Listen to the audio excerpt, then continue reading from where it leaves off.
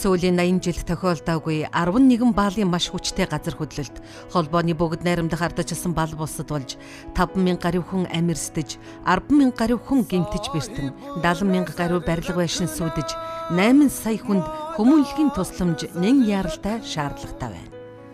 Олон улсын улаан загалмай, улаан хавирган сар нийгэмлэгүүдийн холбоо 142 орны үндэсний нийгэмлэгээс балбын ард түмэнд туслах хандивын үйл ажиллагааг дэлхийд даяар өрнүүлж эхэллээ.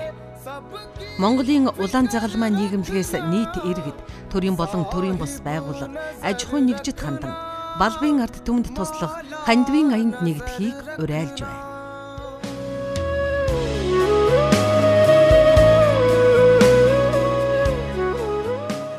Хандивын данс, хаан банк 501 тэг 2 72 64.